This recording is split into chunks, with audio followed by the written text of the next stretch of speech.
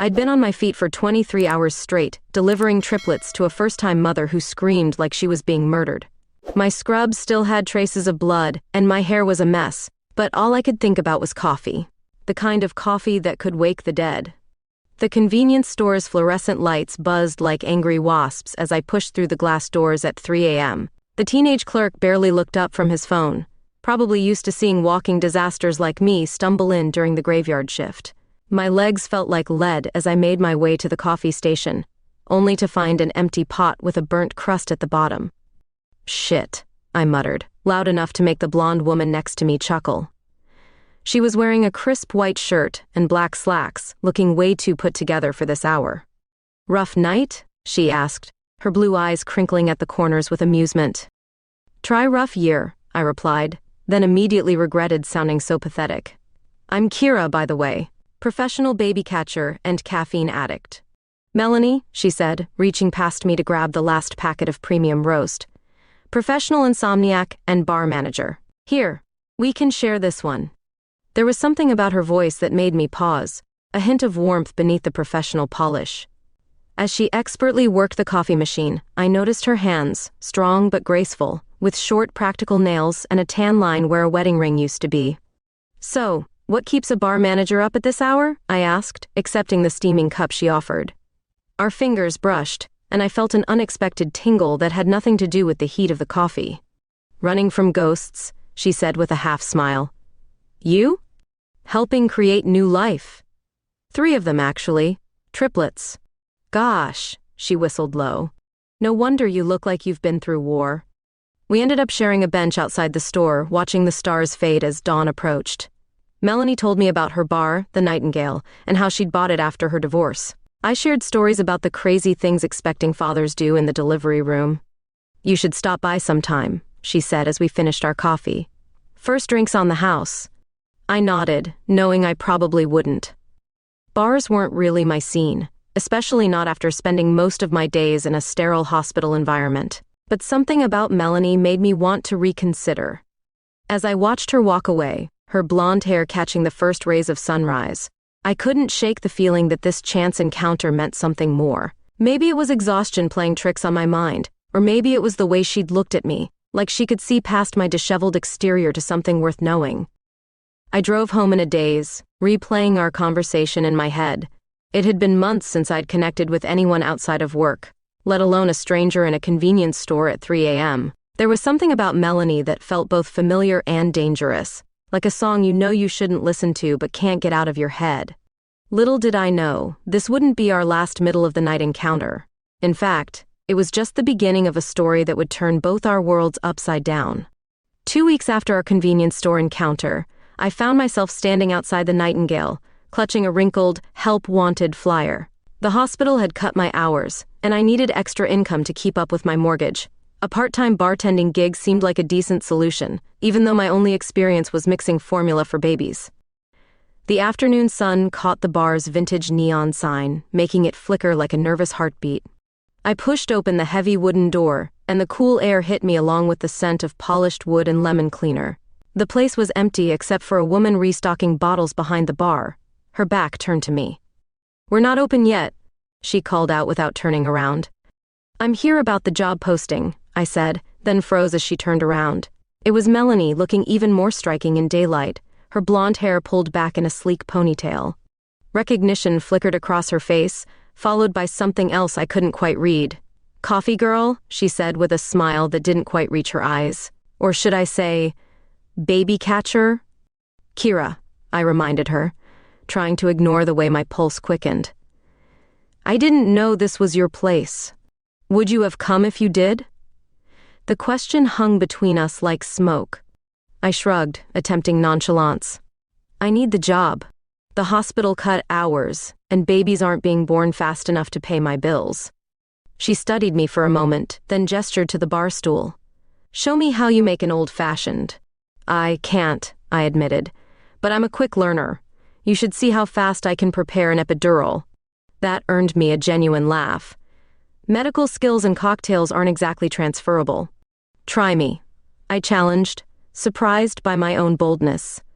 Over the next hour, Melanie taught me the basics. Her hands guided mine through proper pouring techniques, our fingers brushing more often than necessary.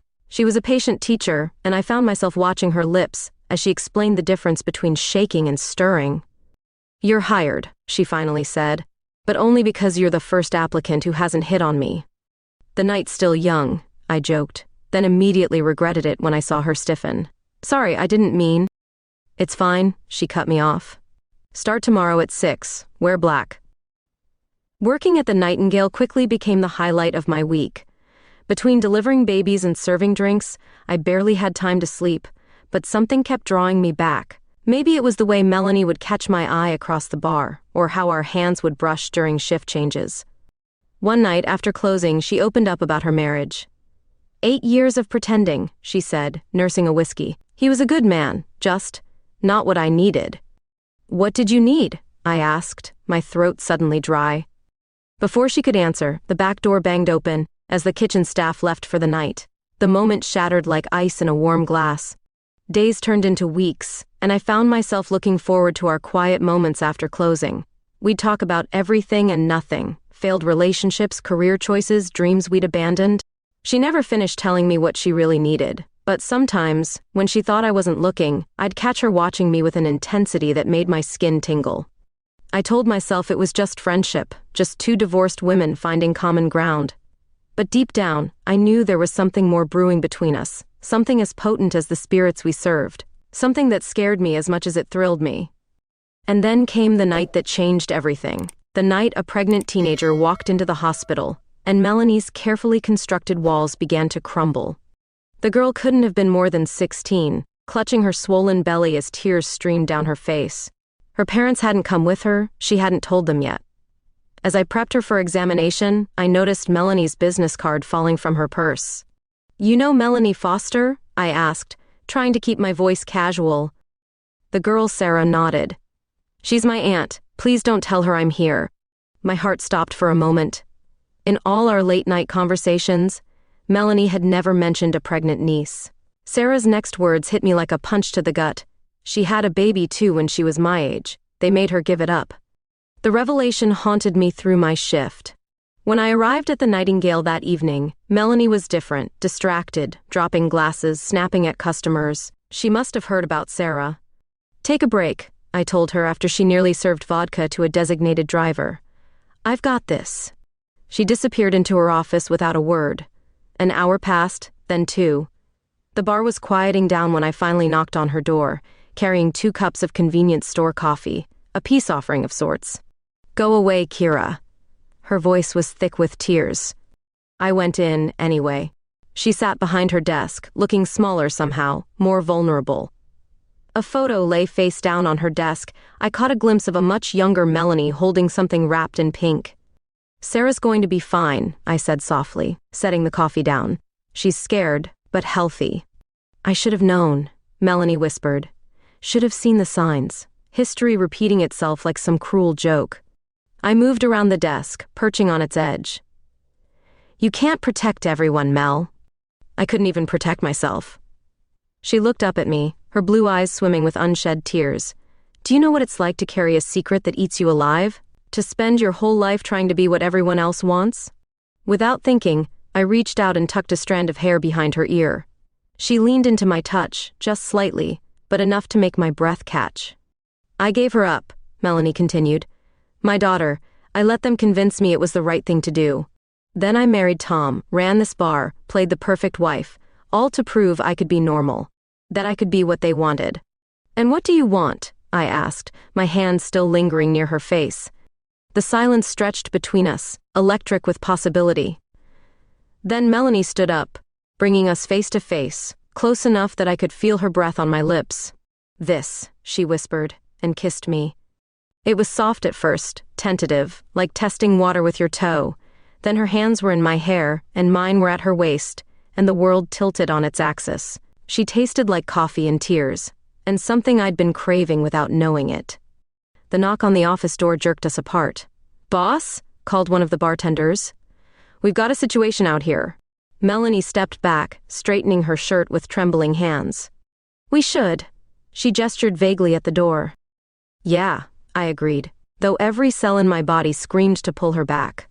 We returned to the bar, professional masks back in place, but everything had changed. Every accidental touch, every shared glance now carried the weight of that kiss. The rest of the night passed in a blur of mixed drinks and meaningful looks, neither of us quite ready to acknowledge what had happened. As I drove home in the pre-dawn hours, my lips still tingling, I realized we'd crossed a line we couldn't uncross. The question was, were we brave enough to keep going forward, or would we retreat back into our carefully constructed lives of pretense and safety? I touched my lips, remembering the taste of her kiss, and knew my own answer. But Melanie's story, her pain, her secret, they complicated everything. And somewhere in a hospital bed, her niece slept, unaware that her situation had unleashed something that would change all our lives forever. The next 3 days, Melanie and I danced around each other like wary cats. She scheduled us on opposite shifts, and when we did overlap, our conversations stayed strictly professional. The kiss hung between us, unacknowledged but impossible to forget. I needed someone to talk to before I lost my mind, so I called Marcus, my gay best friend since medical school. We met at his veterinary clinic during his lunch break. "Spill it," he said, noting my distracted expression. "Who's got you looking like you've seen a ghost?" I told him everything, the convenience store meeting, the bar job, the kiss. He listened while treating a Persian cat's ear infection, occasionally raising an eyebrow. "So you're telling me you're having a sexual identity crisis at 34? He smirked. "Welcome to the rainbow side, honey. We have better music." "I'm serious, Marcus. I've always been straight." He set down the cotton swab and fixed me with his no-nonsense stare. "Have you? Or have you just never let yourself consider the alternatives?" His words hit home harder than I expected. I thought about all my failed relationships with men. How something had always felt slightly off, like wearing shoes on the wrong feet. But what about my job? My reputation? The hospital board isn't exactly progressive. "Honey," Marcus sighed, "you deliver babies. You don't need to be straight to catch them." That evening, I arrived at the Nightingale early for my shift.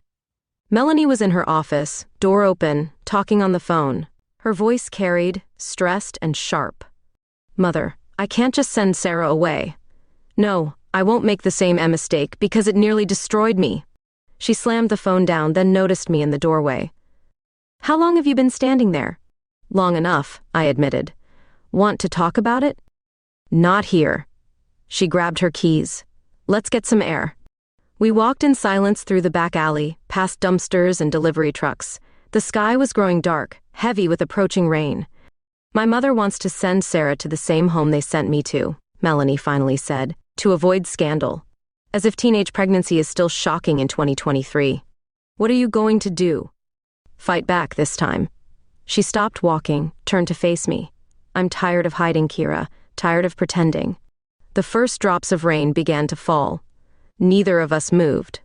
"The kiss," I started. "I don't regret it," she cut in. "But I understand if you want to forget it happened." Thunder rumbled overhead. The rain intensified, plastering our clothes to our skin. "What if I don't want to forget?" My voice was barely audible over the downpour. She stepped closer, her eyes searching mine.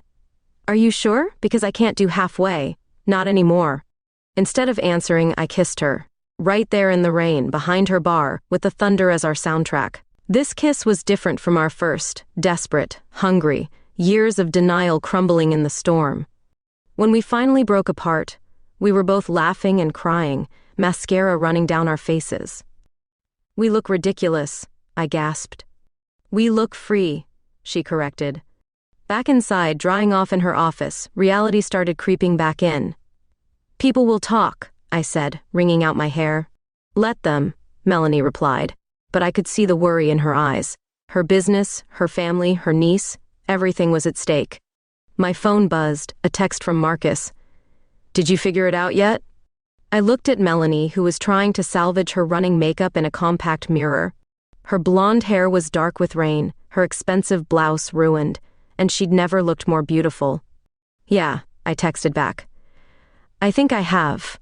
What I didn't know then was that our rain-soaked revelation was about to trigger a storm of its own, one that would test everything we thought we knew about ourselves, our families, and what we were willing to risk for love.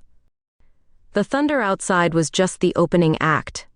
The text from my ex-husband arrived like a missile during morning rounds.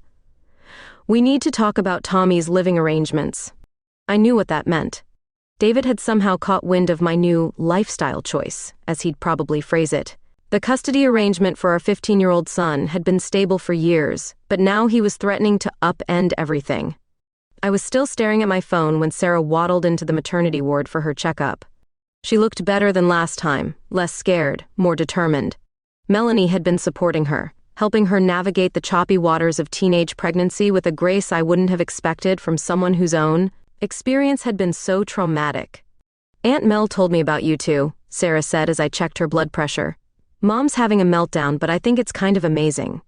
I smiled, but my heart was racing. If Sarah's mother knew, how long before the whole town found out? The answer came sooner than expected. That evening at the Nightingale, I noticed the whispers first. A regular customer, Bill, who'd been coming here for decades, was holding court at the end of the bar, his voice getting louder with each drink. "Never thought Mel would turn out to be one of them," he slurred. "No wonder her marriage failed." Melanie's hands shook slightly as she poured drinks, but she kept her professional smile fixed in place. I wanted to reach across the bar and hold her. Consequences be damned.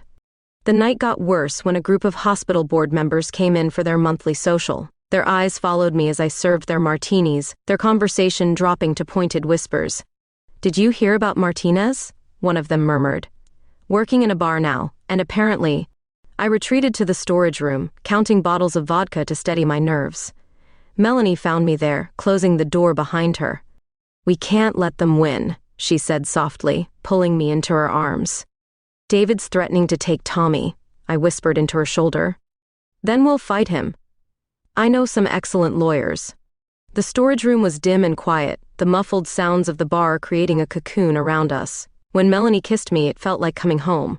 Her hands traced patterns on my back, and I lost myself in her touch, forgetting everything but the feel of her lips on mine. The door squeaked open. "Oh shit, sorry."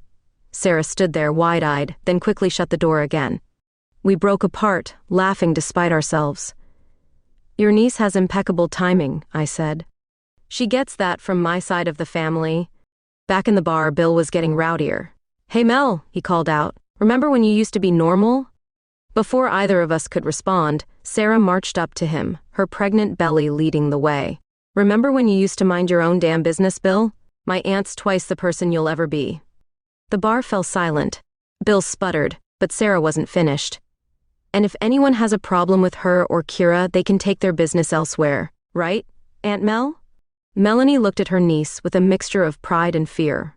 Then she did something I'll never forget. She walked around the bar, took my hand in front of everyone, and said, "Right." Some customers got up and left, others stayed, raising their glasses in quiet support. The hospital board members huddled in their corner, no doubt plotting my professional demise.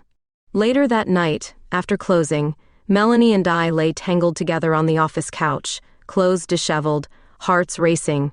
We'd finally given in to weeks of tension, letting our bodies say what words couldn't. "I should sell the bar," Melanie said suddenly, "before they run it into the ground." "Don't you dare." I propped myself up on an elbow. "This is your life's work. You're more important." The words hung in the air between us, heavy with meaning. Outside, the neon sign buzzed, casting a soft pink glow through the window. Tomorrow would bring more battles, with David, with the hospital board, with small-town prejudices. But right now, in this moment, we had each other. And somehow, that felt like enough. The hospital board's letter arrived on a Tuesday morning. Professional Conduct Review was printed in bold letters across the top, but the message between the lines was clear: conform or quit. They'd scheduled the hearing for next week, barely giving me time to prepare a defense. Meanwhile, the Nightingale's regular customers were dwindling. Those who remained seemed to fall into two camps, the genuinely supportive and the morbidly curious, waiting to see what scandal would unfold next. I found Melanie in her office, staring at a stack of invoices. The dark circles under her eyes matched my own. "Revenue's down 40%, she said without looking up. "The suppliers are getting nervous about extending credit." "Mel, don't." She finally met my gaze. "Don't say you're sorry. Don't suggest this is your fault. I could quit the bar, keep things professional at the hospital. Maybe if we're more discreet. More discreet?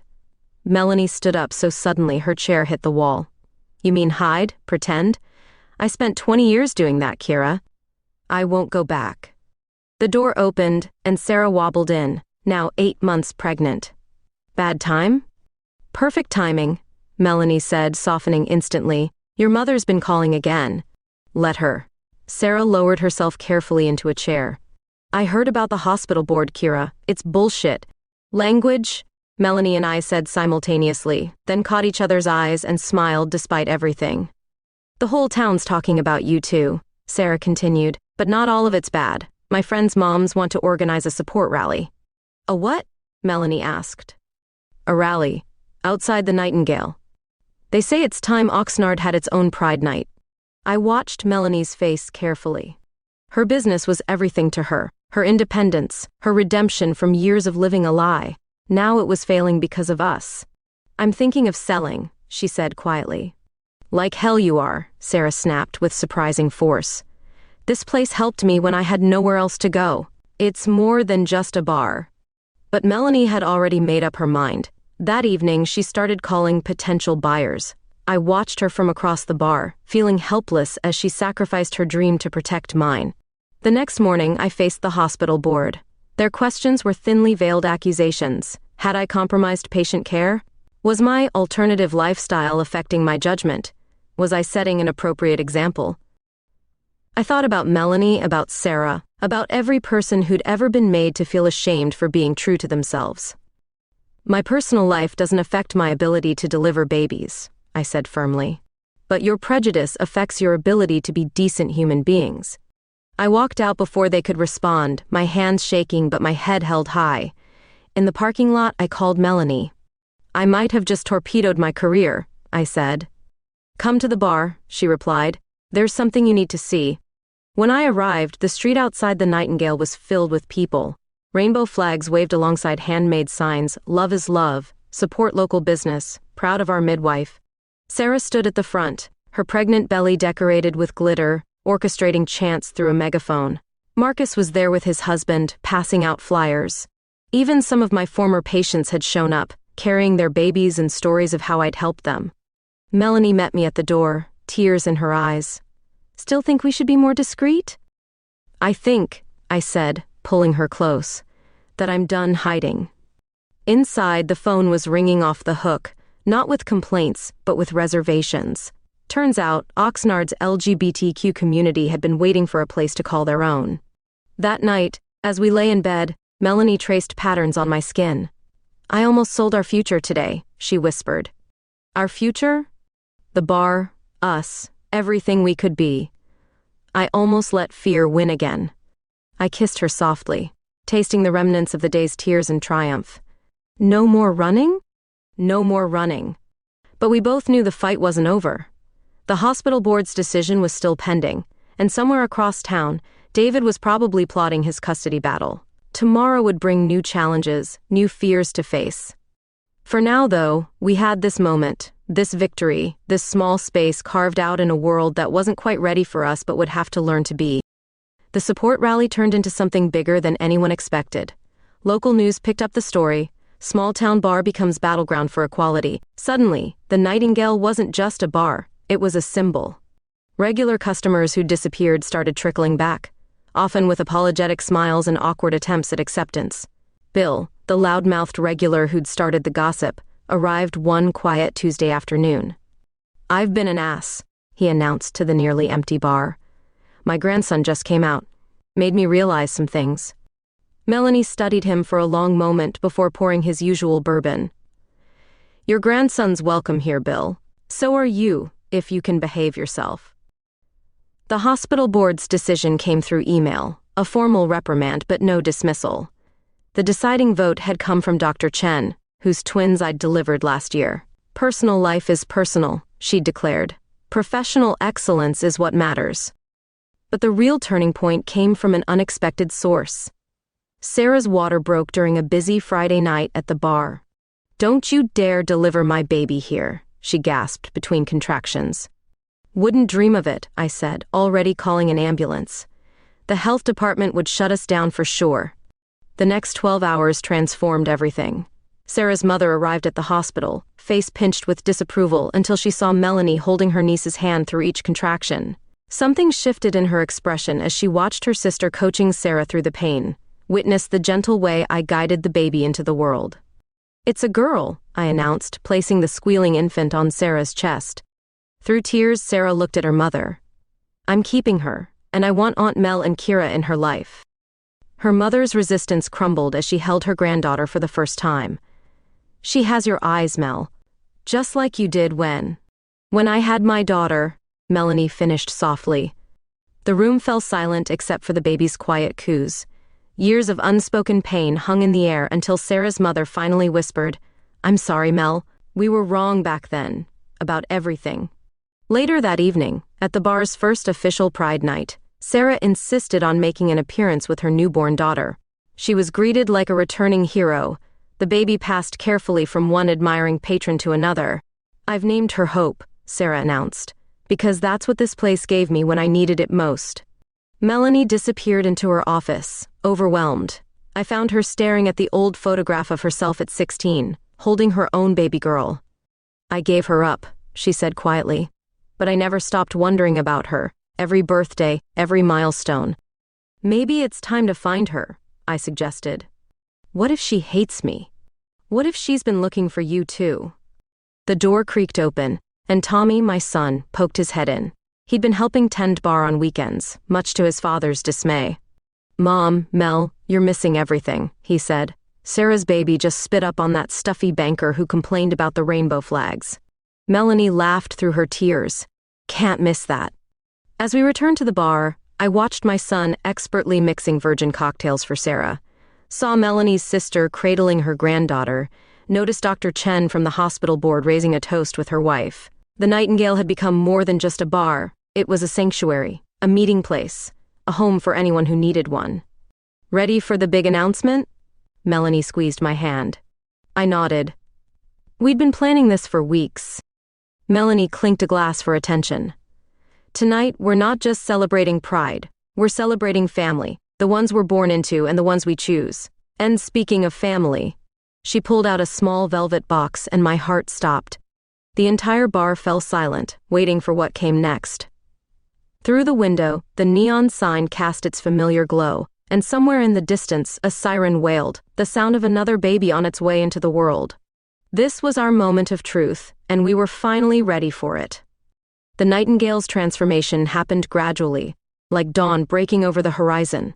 The old neon sign remained, but beneath it hung a smaller rainbow one, "Everyone welcome." Inside, the changes were more profound. We converted the back room into a coffee shop that opened early, my idea, inspired by that first late-night meeting. "For all the other insomniacs and night shift workers," I explained. The morning crowd grew steadily, a mix of nurses ending their shifts, early bird seniors, and young people seeking a safe space. Melanie's proposal that night had been perfectly imperfect. She'd dropped the ring, and we'd spent 10 minutes searching for it under tables while the crowd cheered us on. When we finally found it, we were both laughing so hard we could barely speak. But her "will you" and my "yes" were clear enough. The wedding planning took a back seat to more immediate changes. Sarah's baby Hope became the bar's unofficial mascot, napping in a portable crib in Melanie's office while her mother finished high school. The regular customers doted on her, and even Bill appointed himself honorary grandfather. Tommy took the changes in stride, better than I'd expected. "Mom," he said one day while helping me stock the coffee station, "Dad's being stupid about all this. I told him I want to stay with you and Mel." David fought it at first, but eventually, reality won out. Our son was old enough to choose, and he'd chosen us. The custody battle ended not with a bang, but with a reluctant handshake outside the courthouse. The harder battle was Melanie's search for her daughter. We hired a private investigator, sent letters to adoption agencies, and waited. Months passed with no response, but Melanie refused to give up hope. "She's out there," she'd say, watching Hope crawl across the bar's floor during afternoon lull. "When she's ready, she'll find us." One morning, as I was finishing my hospital shift, a young woman walked into the maternity ward. She had Melanie's eyes and a familiar half-smile. "I'm looking for Kira Martinez," she said. "I heard she's marrying my birth mother." The coffee shop was just opening when we arrived at the Nightingale. Melanie was behind the counter, showing a new barista how to make her signature lavender latte. She looked up when the bell chimed, and time seemed to stop. Some moments defy description. Some stories don't need neat endings tied up in perfect bows. Life, I've learned, is messier and more beautiful than that. Sarah brings Hope to the bar every Sunday for family dinner now.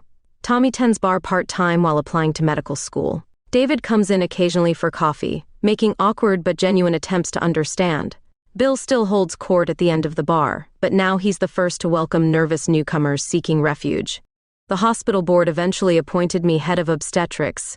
Though I still pick up occasional bar shifts, some habits are hard to break. Melanie and I share coffee at 3 a.m. more often than we should, talking about everything and nothing, planning our wedding, dreaming about the future. Some nights, when the last customers have gone and the coffee machines are cooling down, we dance slowly between the tables, just the two of us. The neon sign paints patterns on the floor, and outside, the world keeps turning, keeps changing, keeps surprising us with its capacity for love and acceptance. "Remember that first night?" Melanie will ask, her head on my shoulder. "When you came in looking like a zombie, desperate for coffee?" "Best cup of coffee I ever had," I'll reply, and we'll both laugh at how far we've come. The Nightingale isn't just a bar anymore, it's a beginning, a sanctuary, a love story. And like all good love stories, it doesn't really end. It just keeps unfolding. One cup of coffee, one baby delivery, one small act of courage at a time. Besides, as any good midwife knows, endings are just another way of saying something new is about to be born.